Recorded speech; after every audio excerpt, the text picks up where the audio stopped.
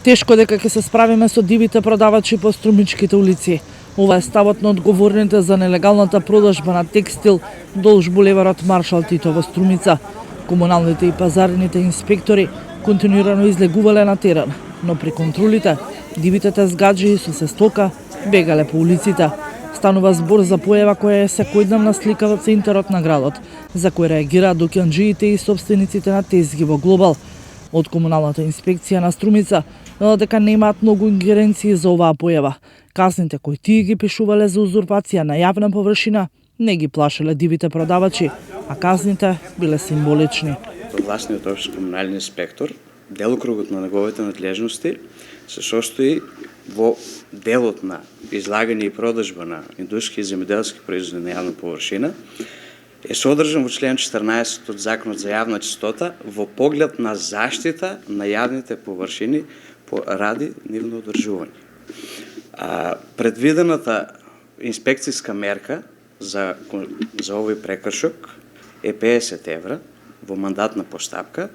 Од пазаришната инспекција во Струмица, која е одговорна за дивата и нелегална продажба, велат дека се запознаени со овој случај и вршеле редовни контроли. Најавија дека во наредниот период истите ќе ги зачестат во соработка со МВР и УЈП. Како што истакнуваат пазарните инспектори, за сузбивање на оваа појава е потребна континуирана акција од повеќе институции, за да се заштитат дуканџиите кои јавно проговорија за овој проблем. Тие велат дека нема да ги почитуваат како конкуренти, се додека не почнат и тие да плаќаат даноци и придонеси. Ми имаше навредено еден од дивите продавачи, толку вулгарни зборови ми има кажано, само што му имав кажано тргнете се од тука да не ми продавате пред продавницата, затоа што тие има иста таква роба како што имаме и ние. Сијалички, лампиони, сите тие работи ги продаваше и он. Па толку ме имаше изнавредено, толку лошо ми имаше изнакажано. Просто не може агресивни. Да, секогаш се оние агресивни затоа што имат пари. Тие заработваат по 10, по 20.000 денара секој дневно. А јас затварам го дуќанот со 2.000 дарки со 1.000 денара.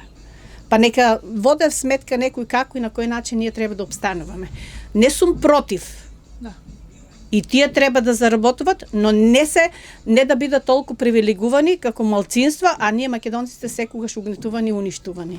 Лојалната конкуренција она ништо не плаќа. Тука се сите плаќаат кири, придонесу плаќаат, плати треба да делат. По тротоарите на булеварот Маршал Тито во Струмица сликата е идентична. Со денови не може да се помине од дивите продавачи на текстил. Тие по земја и имаат распослано стоката за продажба и тоа пред портите на легалните дуканџии.